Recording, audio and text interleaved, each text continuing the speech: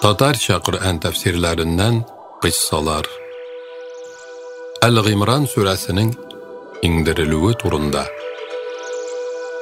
Rasul aleyhisselam Al-Imran surəsini oqıған kişini Xuday Tağala Sirat köpüründən jingilgina o'tkarir. Agar kimda kim bu surəni 7 tapqır o'qib chiqsa, onun üstünde bulgan burçları jingiləyir deb anglata turgan bulgan. Al-Imran surəsinin baştağı 80 ayeti indirilüge Vafdu Najran vaqigası sebepçi bulgan. Najran jerinden bir türküm Nasaralar Medine şəhərinə kilgənlər idi. Onlarının tiləkləri Rasul aleyhisselam həzrətləri bilən Gaysa aleyhisselam turunda bəhəs quru idi. Rasul aleyhisselam onlarını İslam dinine kirirgə ündədi. Necrandılar aytdılar, bizning o'z dinimiz haq hem dürüst din. Rasul aleyhisselam cevap etip alarga bulay dedi. Siz Xudayning oğlu var deb aytasiz, hem teriga tabınasız. Mınday işlerigiz sizni haq dindan çıqara tugilmisin? Nasaralar aytdilar, biz Gaysani Xudayning oğlu deb aytamiz, hem bu sözimiz dürüstdür. Agar Gaysa Xudayning oğlu tugil ekan, ul çağında onun atası kim bulasın? Rasul aleyhisselam aytdi, Gaysani siz o'zigiz vafat bo'ldi deysiz. Şulay bulgaç, ol nechik Xuday bo'lsin? O'zigiz iqrar qilasız. Gaysa boshqa adamlar kabi kishi suratında aşıy, işe, yuqlıy, uyana, hem kişilerge xos bulgan başka ihtiyacları da var idi deysiz. Xuday Tağala bularının barısından da bak hem üstün tura. Şulay bulgaç, Gaysa nechik Xudayning ulu bulsun? Barlık galemlerinin hocası Xuday Tağala ulgına idare etuvchi hem rizq beruvchi. Gaysa hiç bir narsaga xo'ja tugil. Xuday Tağala bulgan narsalarning barısında bilib, kuzatib turuvchi. Xuday Tağala bildirmasa, Gaysa bir narsani de bile olmay. Demek, onun Xudayning ulu buluvi hiç mümkün tugil. Nasara galimleri Rasul aleyhisselamdan bu sözlerini işitkeş, anarga cevap bire olmayça ünsüz bulup kaldılar. Hazretning meclisinden turup çıkıp gittiler. Şundan soň surenin baştağı 80 ayeti indi. Bu ayetler Nasara galimlerinin bahas dağvaları, Gaysa aleyhisselamның Allah tarafından jiberilgen boluvu, hem Muhammed aleyhisselamның peygamberligi turundaydı. Şunun için Hak Tağala surenin başında Xudayning birden bir boluvu, onun мәңгі тірілігі турында баян еткеннен соң Muhammed aleyhisselamның haq peygamber buluğu isbatlana. Nezzele aleykel kitabe bil haq. Xuday Tağala sina Qur'anni haqlık bilen indirdi.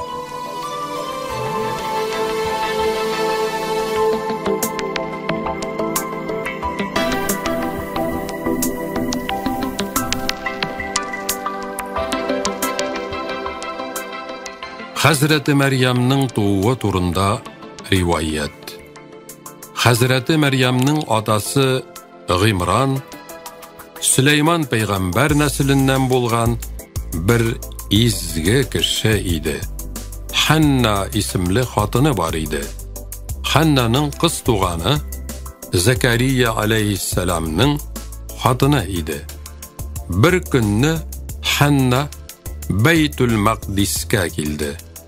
Anda din yolunda hizmet etüçilerini görüp bik yarattı.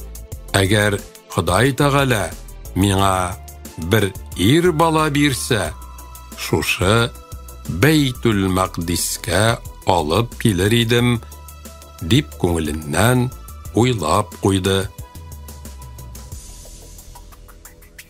Көп те өтмей, Ханна балаға узды.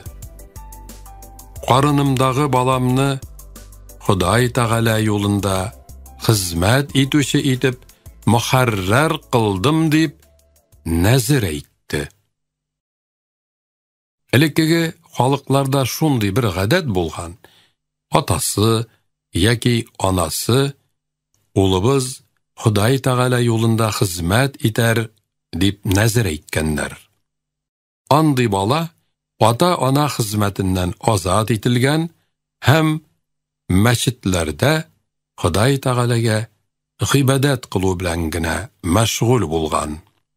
Мондый тәртиптә нәзер ителгән баланы мухаррар, ягъни хизмәттән азат ителгән дип атаганнар. Гимран хатыны Ханна үзенең карынындагы баласын мухаррар итеп Бейтул Мақдискә китерермен дип нәзер әйтте.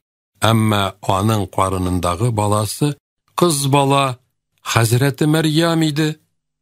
Ханна үзе ир бала булыр дип көткән иде. Кыз бала тугач бик кайгырды. İlahi min bu balamны синең юлыңда хизмәт итүче булыр дип нәзер атаган идем. Инде мин нишлим?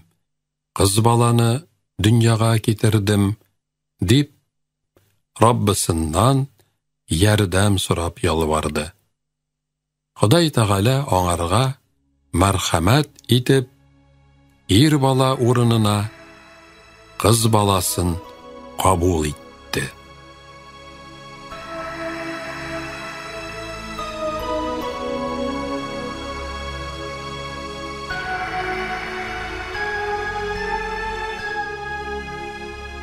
Ahad сугышы кыссасы. Hicretning 3-нче елында, Шәввал айының 7-нче көнендә, Әбу Суфиян гарәп мөшрикләре кабиләләреннән 3000 атлы һәм җәяүле гаскәр белән сугышка дип Мәккәдән Мәдинә шәһәренә юл тоттылар. Мәдинәгә якын булган Ахад тау тирәсенә төшеп сугышка әзерләнеп тордылар. Расул саллаллаһу алейхи селам бу хәбәрне ишеткәч, Мәдинәдән читкә чыкмыйча, бәлки шәһәрдә калып сугышуны мәгъкүлрәк күрде. Бу турыда сахабаларны чакырып, киңәш табыш курды. Сахабаларның бәгъзеләре әүвәл хәзрәтнең фикерен мөнасип күреп, шәһәрдән чыкмыйча гына сугышуыбыз яхшырак булыр диделәр. Бәдер сугышында катнаша алмаган пәһлеваннар исә шәһәрдән читкә чыгып сугышырга теләделәр. Гакыйбәт Пайгамбәрбез алейхиссалам шәһәрдән чыгарга карар итеп, мухаҗирләр һәм ансарлылардан булган сахабалардан 1000 кеше белән коралланып, душманга каршы торырга дип Мәдинәдән чыктылар. Юлда Габдулла бин Абу Мунафиq munafiqlardan 300 кеше белән biz ни өчен үзебезне һәм бала чагаларыбызны үтертергә тиеш дип сугышка бармыйча кире кайтып киттеләр. Әнсарлылардан Гүмәр бин Хәрзәҗ аларның артларыннан җитеп, «Пәйгамбәрне ташлап кая барасыз? Худайдан курыкмыйсызмы? Булай эшләмәгез!» дип күп үгетләп тә карады. Ләкин мунафиклар аны тыңламадылар. Әгәр бу сугышны хак һәм тиешле дип белсәк, сезгә иярер идек. Ләкин безнең уебызча, бу сугыш куркыныч һәм кирәксез сугыш. Шулай булгач, без ни өчен үзебезне һәлакәткә салыйк диделәр. Әнсарлылардан Хәзрәҗ кабиләсеннән Бану Сульма һәм Ус кабиләсеннән Банул Харис җәмәгатьләре һәм Абдулла бин Абигә ярып, юлдан кире борылып, кайтып китмәкче булганнар иде. Хак Субхана ва Тәгалә аларның күңелләрен ныгытты, һәм алар әүвәлге фикерләреннән кире кайттылар. Расул саллаллаһу алейһиссәлам хәзрәтләре калган 700 кеше белән Ахад тауы янында дошманга каршы тору өчен сафка тезелделәр. Аларның арткы тарафында Ахад тауы һәм каршыларында Мәдинә шәһәре иде. Расул хәзрәтләре Ахад тауы арасыннан чыга торган юлга 50 укчы егетне каравылга куйды. Бу урыннан китәргә ярамый дип, аларны бик нык кисәтте. Һәр ике тараф гаскәре кара-каршы сафка тезелеп басканнан соң сугышырга керештеләр. Курайшлылар гаскәренең сугыш тәртибен белүче галимнәре берсе артыннан берсе һәлак булдылар. Мөшрикләр дә җиңелеп кача башладылар. Мөселманнар дошман гаскәре торган урынга килеп җитү белән аларның барлык булган нәрсәләрен, малларын җыярга тотындылар. Тау арасыннан чыга торган юлны сакларга куелган укчы егетләр дә малга кызыгып, Пәйгамбәр алейһиссәлам буйрыгын буздылар, урыннарын калдырып киттеләр. Башлыклары аларга «Китмәгез!» дип никадәр генә ялынса да, укчы егетләр аны тыңламадылар. Шул вакытта мөшрикләр юлның ачыклыгын күреп, качып китә алдылар. Габдулланы һәм аның белән бергә калган юлдашларын шәһид иттеләр. Мал җыю белән мәшгуль булган мөселманнарга мөшрикләр искәртмәстән яңадан һөҗүм оештырдылар. Моның нәтиҗәсендә ислам гаскәре качарга мәҗбүр ителде. Имам Хамза һәм сахабалардан 70 кеше шәһид булдылар. Мөселманнарга зур кайгы килде.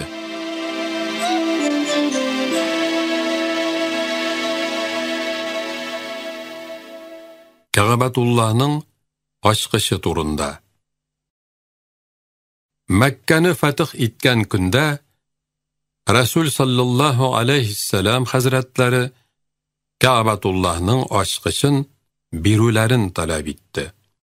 Кәгъбәтуллаһның ачкычы Курайш кабиләсенең улыларыннан булган Бану Талха кулында саклана иде.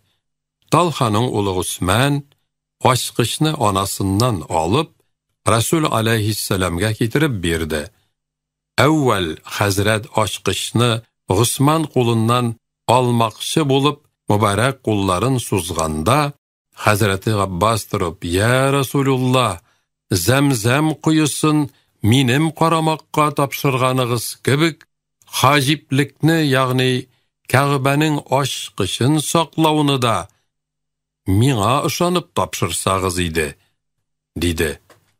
Талханың улы хәзрәте Габбасның сүзен ишеткәч, ачкычны бирәсе килмичә сузган кулын кире алды. Расул саллаллаһу алейһиссәлам açqışni miңа berişi. Degenden soň Hazreti Abbas açqışni özüne biruni sırap yaňadan qulun suzdy. Hazreti sallallahu aleyhisselam Talhanyň uluna, "Eger Hudaýga hem anyň Resuline ışansaň, açqışni miňa bir" degenden soňuna Talha uly, "Alygyz, ya Resulullah, Hudaýnyň amanaty bolsun" dip açqışni Resul aleyhisselamga berdi. Awwal Hazrat Ka'batullahny açyp içke kirdi. Ka'badan çıqqan wagtynda açqış Awwal Hazratning mübarek qolunda idi. Gali Hazrat anyň huzuruna kilip, "Ya Resulullah, Zemzem quyusun ähli beytke birdigiz, hajiplik wazifasynda birsegiz" dip açqışni özüne birune ötündi. Şol wagt Cebrail aleyhisselam kilip bu ayetni eriştirdi. Ayette açqış iyesine, yani Talha uluna tapşırılırga tiyişligi turunda bildirildi. Resul aleyhisselam Hazreti Ali'ge müracaat etip, "Min sizge şunday işlerini tapşırırmın. Ol işlerden halyk için faydası bolur. Amma bu iş için halyktan sizge faydası bolmaz. Bu iş ise sizge münasip tugil" dedi.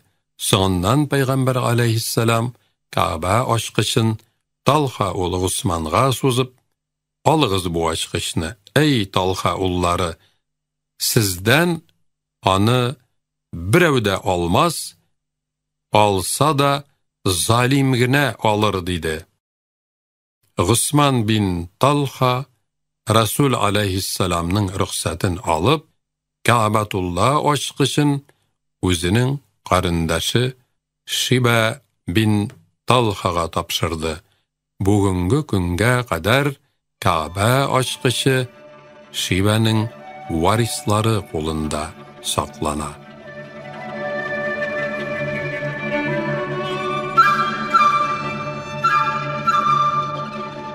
Salam biru turunda rivayet. Bir kişi İbn Abbas razıyallahu anhu'a salam berip, "Assalamu aleykum ve rahmetullahi ve berekatuhu" dedi. Hazreti İbn Abbas da anarga şulay uq jawap qaytardı. Hiç narsani arttırmadı. Salam bereketinde tamam boldu dedi. Resul sallallahu aleyhisselam hazretleri yanına bir kişi gelip, "Esselamu aleykum" dedi. Peygamberimiz anarga, "Siňa 10 izgilikning ajri bolsun" dip buyurdu. Soňundan tagyn bir kişi gelip, "Esselamu aleykum ve rahmetullahi" dedi. Peygamber aleyhisselam anyň salamına jawap berip, "Siňa 20 izgilikning ajri boldy" dedi.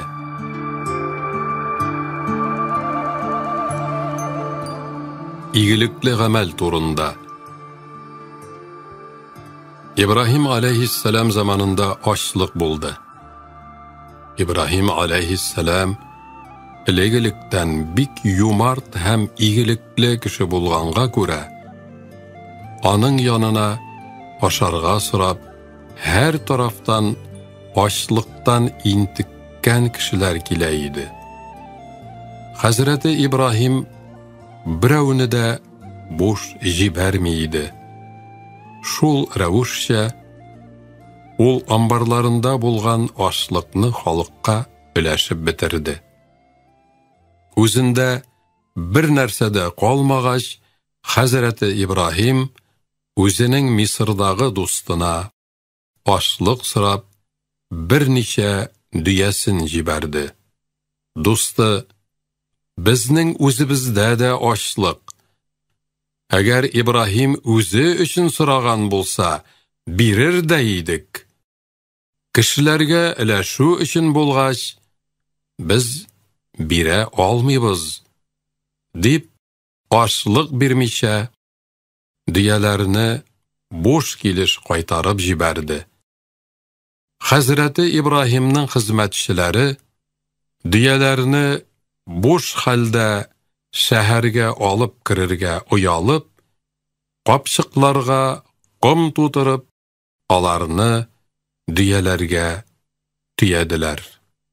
Хәзрәте Ибраһим бу хәлдән кайгыга чумып, гыйбадәт кылам дип, мәчеткә китте.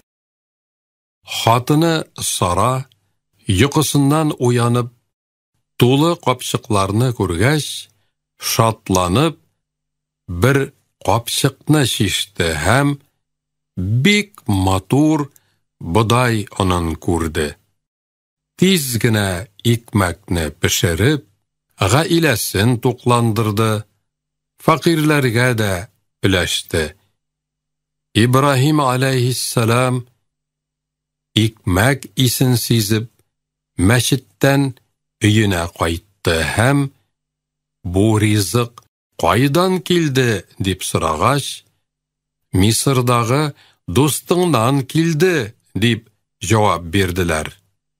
Хәзрәте Ибраһим әйтте: "Әйе, хәзинәсе һич тә кимеми торган дустан килгәндер. Шул сәбәпле Ходай Тәгалә аны Халил дип атады", диде.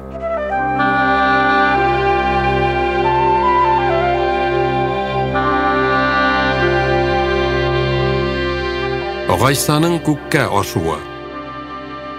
Риваят ителде. Яһудлардан бер төркем Гайса алейхиссалам һәм аның анасы хакында ярамас сүзләр сөйләп, аларны хурладылар. Ходай Тәгалә аларның табына торган сүрәтләрен танымаслык итеп, дуңгыз һәм маймыл кыяфәтенә кертте.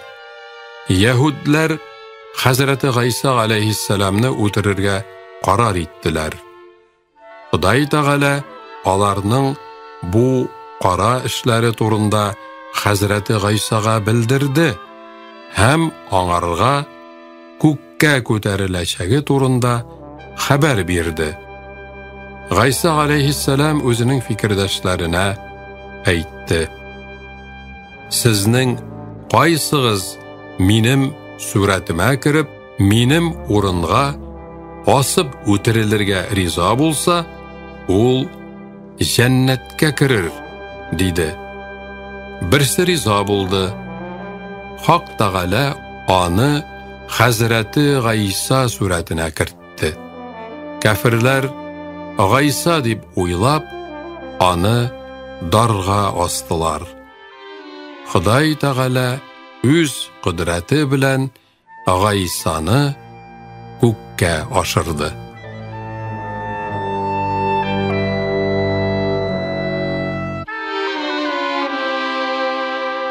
Бәни Исраил һәм Муса алейхиссалам.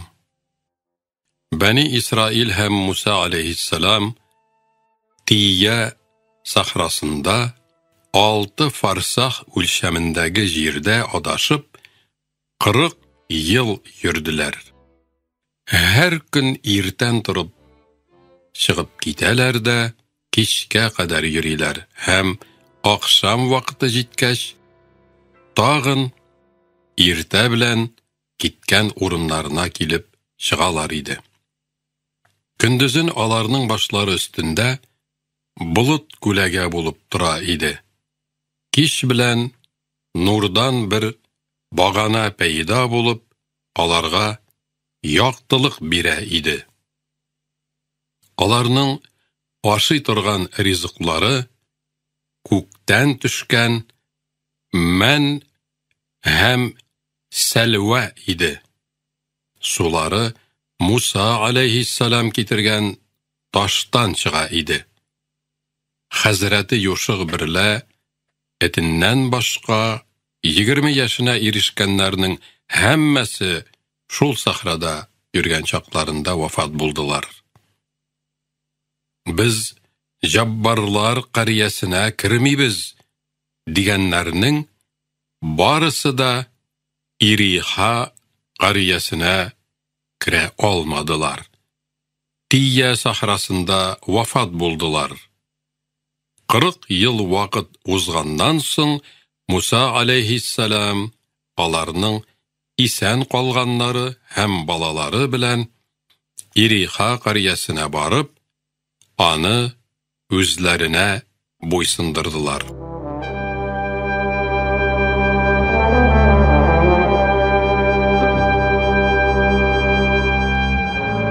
İkinci bir rivayette Musa aleyhisselamның vafatı şul Tiyye sahrasında buldu diyle. Kıskartıp aytkanda, bu rivayette Musa aleyhisselam Yuşuq aleyhisselamga İriha qaryasin öz qoluna alırga vasiyet itip qaldıra. Yuşuq aleyhisselam barıp Jabbarlar bilen suğuşa. Suda rahmetullahi aleyhi eyte, Hak Subhane ve Taala Musa aleyhisselamga qarindaşın Harun'ni vafat qılacakmın digen vahiy kildi. Harun bilen birge falan tawga bar dip buyurdu. Hazreti Musa Harun bilen şul tawga yöneldiler. Anda bir ağaçni gördüler. Andy ağaçni moңarçı bir de kurgenleri yok idi. Şunda alar bir ey gördüler. Eynin içinde bir serir yatak bar. Anın üstüne düşek düşelgen. Anardan hoş isler kilip duraydı. Harun aleyhisselam anı görüp bik süyündü. Bu düşekke yatıp yıklar idim de bit. İyesi kilip miňa açulanır dip kurkam, dedi. Musa aleyhisselam anarga, korkma, bu tüşekke yat. Eğer iyesi kilse, min anın köngülün tabarmın, dedi. Hazreti Harun'ның tüşek üstüne yatığı buldu, şunda canı da çıktı. Ol öy hem ağaç gözden yok buldular.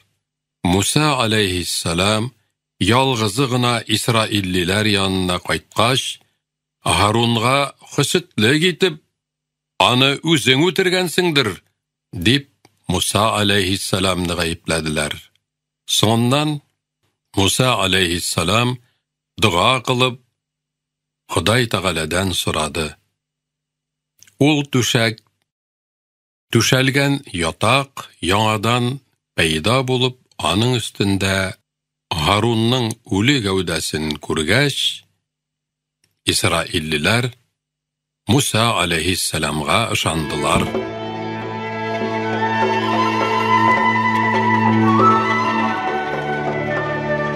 Gaysa'nın duası. Huday Tağala Hazreti Gaysa'nın duasını kabul etti hem anarga 2 bulut jiberdi. Kızıl tüstegi aş üsteli şul bulutlarının ortasında idi. Jir yüzüne yakın kilgeç, bu desterhan bulutlardan ayrılıp sileşip oturuşularının aldına kilip düştü. Gaysa aleyhisselam bu halini kurgeç yılap, Allahumma cealna mineşşakirin, yani ey ilahi, sin bizni şükrana itüçlerden kılsan idi, dedi. Tağın aytdı, ilahi, sin bu dastarxanni bizge özüngning şafqatin edip eriştirsen idi. Gazap hem jaza için eriştirmesen idi. Şundan soň taharat alıp namaz okudu. Soňundan yılap, Bismillahi hayru raziqin dip аш өстәленең өстенә ябылган ашъяулыкны ачты, күз алдында төрле нигъмәтләр белән тулы дәстәрхан пайда булды. Анда бер балык бар иде. Аның тиресе дә, кылчыклары да юк иде. Майлары тамып тора иде. Балыкның баш очында туз, койрыгы очында сиркә бар иде. Тирәсендә төрле яшелчә үләннәре ята. Ул дәстәрханда 5 дана кәсәдә куелган. Берсендә зәйтүн җимеше, икенчесендә бал, тагын берсендә май, башкаларында пәнир һәм катык бар иде. Мәҗлестә утыручыларның Шәмгун исемлесе: "Я Рухуллаһи, бу ризыклар дөньяныкымы, әллә ахират ризыкларымы?" дип сорап куйды. Гайса алейхиссалам әйтте: "Берсеннән дә түгел, бәлки Ходай Тәгалә үз кудрәте белән сезнең өчен биргән ризыклар. Теләгегез кабул булды. Ашагыз сез аларны һәм шөкрана кылыгыз. Нигъмәтегез күп булыр", диде. Мәҗлестә утыручылар әйттеләр: "Я Рухуллаһи, мондый нигъмәтләрне безгә яңадан бирүеңне телибез. Мугъҗизаңны күрсәт. Безнең ышанычыбыз тагын да арта төшсен. Пешкән балыкны терелт", диделәр. Гайса алейхиссалам пешкән балыкка "Терел", диде. Хак Тәгаләнең кудрәте белән фил хәл шундук балык җанланды, кыймылдый башлады. Хәзрәте Гайса яңадан элеккеге хәлеңә кайт дигәч, балык әүвәлге хәленә кайтты. Мәҗлестә утыручылар Ходай Тәгаләдән куркып, күбесе ул дәстәрханнан ашамадылар.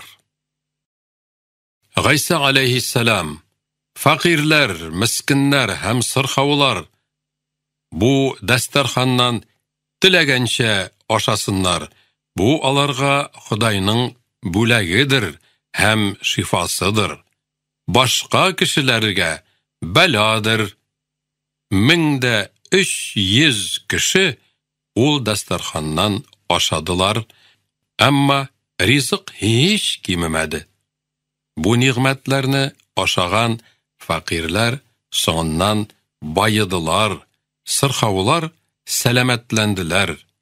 Соңыннан аш өстәле күккә күтәрелде. Икенче көнне тагын килде.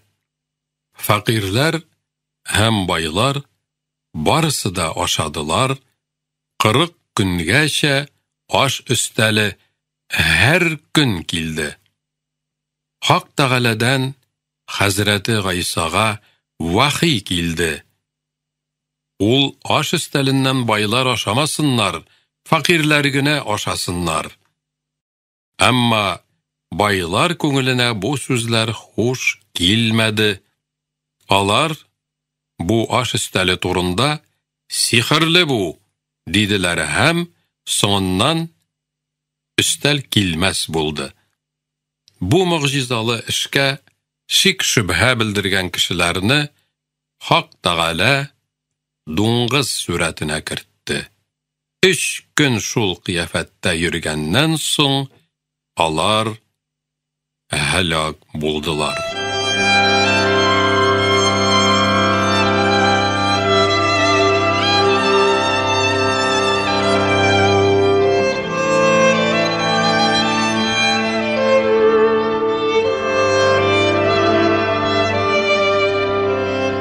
Намруд патша һәм Ибраһим алейхиссалам. Намруд бин Канан патша бөтен җир йөзендә бердән-бер патша иде. Тахты Бабил шәһәрендә иде. Бер кичне ул мондый төш күрде. Имеш, күкнең бер тарафыннан бер йылдыз калыкты. Ул йылдызның яктылыгы шул кадәр көчле иде, ай белән кояш аның нурында күмелеп калдылар. Намруд бик каты куркып төшеннән уянды. Фил-хәл шәһәрнең барлык галимнәрен, түрәләрен җыеп, алардан үзенең күргән төшен юрауны сорады. Төшнең тагбирен булай аңлаттылар.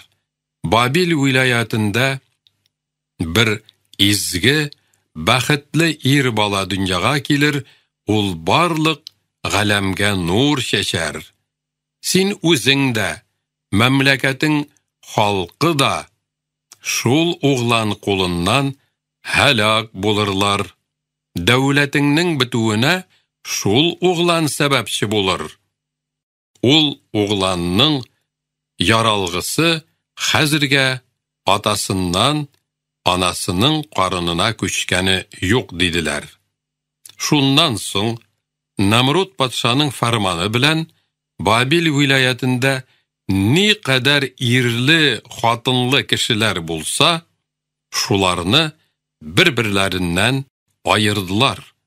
Бер генә ир кеше дә үз хатынына якын килмәскә тиеш булды.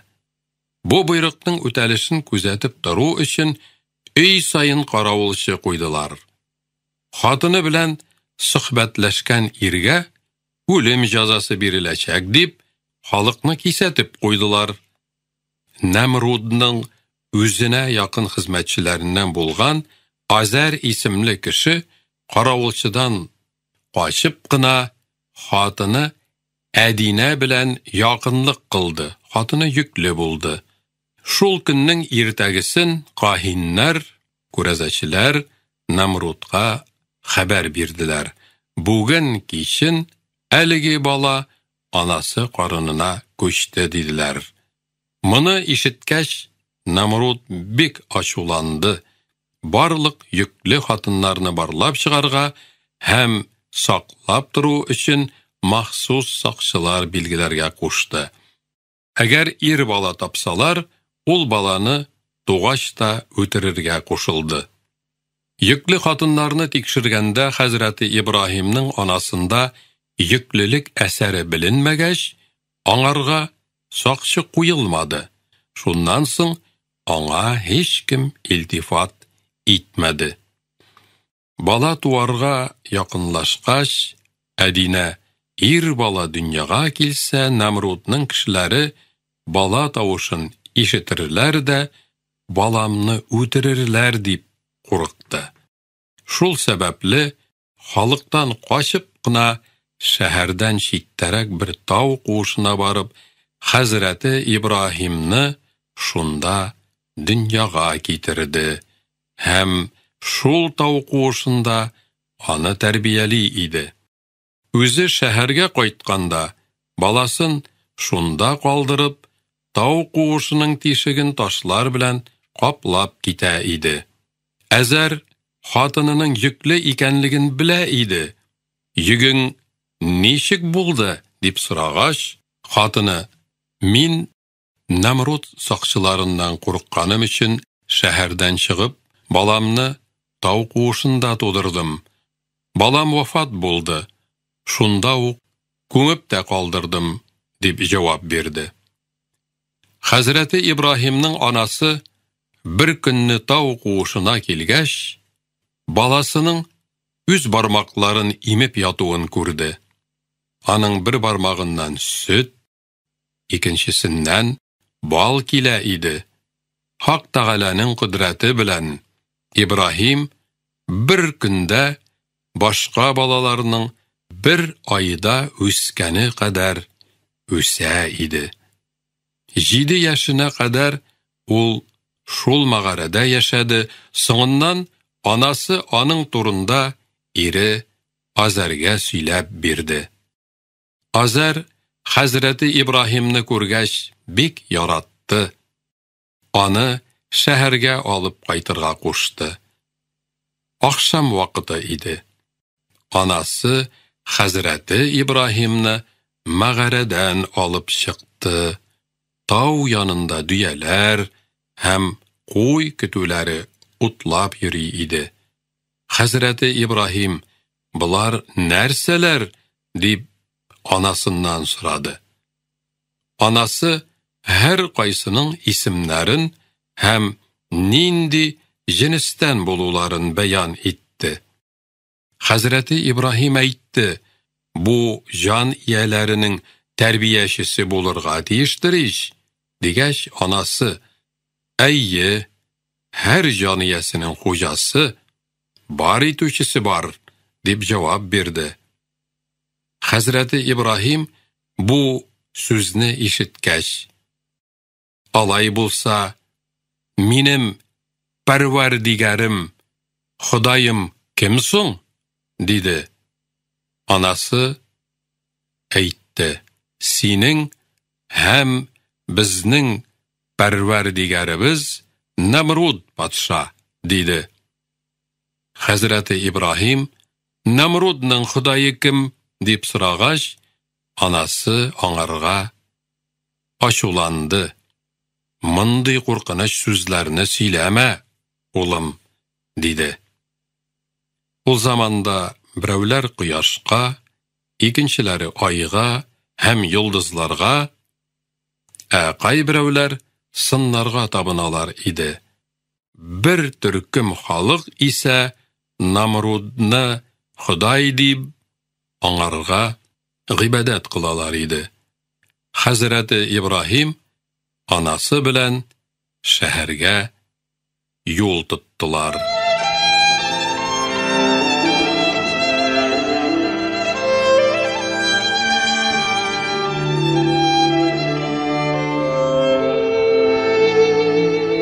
Amanatga xiyanat etu. Sahabelerinin Badil isimlisi savdo ishlari bilan Şam vilayatına bargan idi. Şunda ol avırıp gitti. Onun hali günden gün naşarlanağına bardı. Kafirlerden Temimuddar hem Guda isimli kişiler onun yoldaşları idi. Badil alarga minim vafatımdan soň barlık eybirlerimni varislarıma eriştirirsiz, deyip vasiyet etti. Badil vafat bulgaç, Temimuddar hem Guda onun bulgan nerseleri arasından 300 misqal avırlıkta bulgan bir gümüş savutni özlerinde kaldırdılar. Kalgan eybirlerin alıp kaytıp Badilning varislarına tapşırdılar.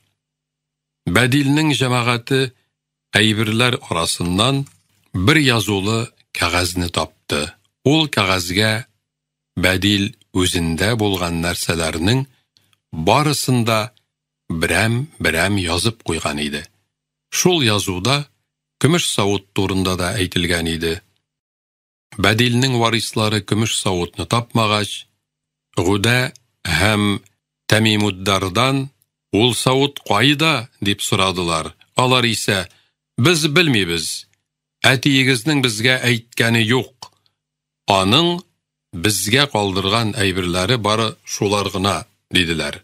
Şundan soň Badilning varislari Rasul sallallahu aleyhisselam mahkemesine müracaat etip Temimuddar bilen Gaudadan atasının gümüş savutun qaytarıp birülerin talep ettiler.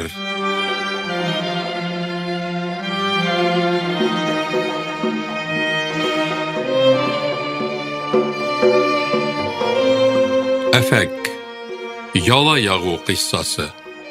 Hicretinin 5. yılında Hazreti Peygamber aleyhisselam özünün sahabeleri bilen Rabi soğuşuna gittiler. Hazreti Ayşe, Allah anardan razı bulsun, ol seferde Peygamber aleyhisselamga yoldaş buldu. Soğuştan qaytkan vaktlarında olar bir yurtta to'xtadılar. Hazreti Ayşe bir işi bilen tışqa çıqqan idi. Hem şunda moyunsasın yoğalttı. Şunu izlep үзләре туктаган урыннан бик ерак китте. Хәзрәте Гайшаның киткәнен берәү дә күрмәде. Ул киткәннән соң гаскәр дә башка урынга күченде. Хезмәтчеләр Хәзрәте Гайшаның һәүдәҗен дөягә йөкләгәндә аның эшен тикшереп тормадылар. Хәзрәте Гайша эштә утырадыр дип уйладылар. Һәм эшләрен бетергәч, китеп тә бардылар. Гайша разияллаһу анха үзләре туктаган йортка кайтканнан соң, ислам гаскәренең күчеп киткәнен күреп хайран булды. Ялгызы шунда утырып калды. Сафуан бин Мугаттал Хәзрәте Пәйгамбәрнең буйрыгы белән ислам гаскәренең артыннан бара иде. Моның сәбәбе, әгәр кәрваннан онытылып калган берәр нәрсә булса, яки айрылып калган кеше булса, шуны тикшереп, үзе белән алып, гаскәргә илтү иде. Шул Сафуан югарыда искә алынган мәнзилгәһкә килеп, Хәзрәте Гайшаны ялгыз утырган хәлдә күрде һәм аны чакырып китереп, диясенә атландырды. Үзе исә дияне җитәкләп Хумаюнга китерде. Гаскәр туктаган урынга җиткәч, мунафиклар каршысыннан үтеп барганда, Ибн Абу Мунафиq Хәзрәте Гайшаның Сафуан диясенә атланып баруын күреп, бузык табигатлы булганга күрә, Расул саллаллаһу алейхи селамның җәмәгатенә лайык булмаган әшәке сүзләрне әйтеп, зур әдәпсезлекне күрсәтте. Гаскәр Мәдинә шәһәренә кайтканнан соң, бу хәбәр Хәзрәте Пәйгамбәр алейхиссаламга ишетелде. Анабыз Гайша, Аллаһ аңардан разый булсын, сырхаулаган иде. Һәм бу сүзләрдән хәбәре юк иде.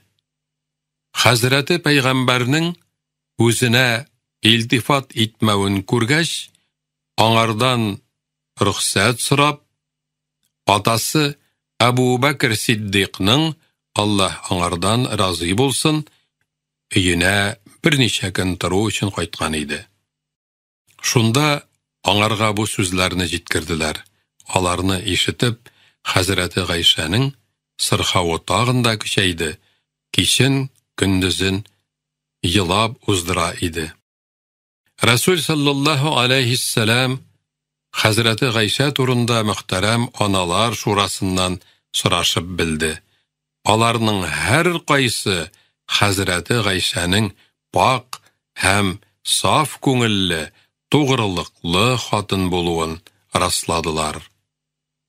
Шулай бер көнне Расул хәзрәтләре Әбу Бәкр Сиддиқның өенә килде һәм Хәзрәте Гайшаның елаганын күреп, «Эй Гайша, әгәр синдә берәр төрле гөнаһ булса, тәүбә ит.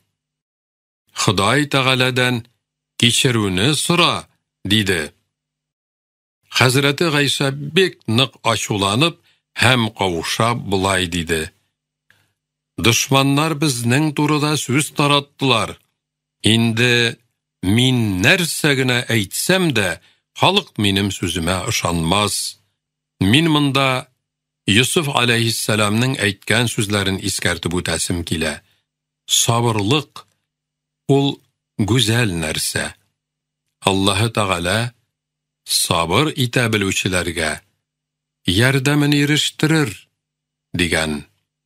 Мин дә шул ук сүзләрне кабатлыйм һәм Ходай Тәгалә үзе бер хөкмен ясар дип ышанам.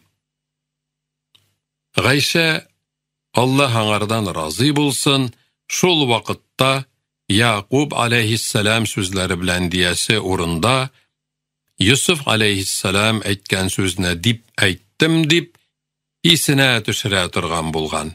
Шулай итеп, Хәзрәте Гайша сүзен тамамларга өлгергәнче үк Пәйгамбәрнең мөбарәк йөзендә вахи әсәре пәйда булды. Турылыклы Гайша хәзрәтенең барааты һәм паклыгы хакында мондый аят иңдерелде.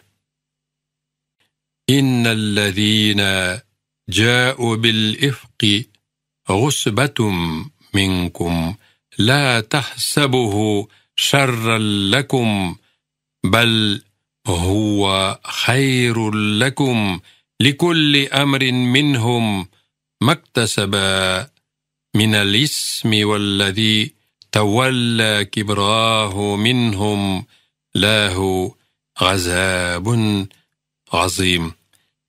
Hiç şüphesiz bu böhtanны ялганны уйлап чыгаручылар үзегезнең арагыздагы бер төркем кешеләр. Үзегез өчен моны сез яманлык дип уйламагыз. Бәлки ул сезнең өчен яхшылыктыр да әле. Ялган уйдырманы тудыручыларның һәр берсе эшләгән гөнаһына күрә жазасын да алачак. Гөнаһның иң зурысын эшләүчегә газапның да иң зурысы булыр.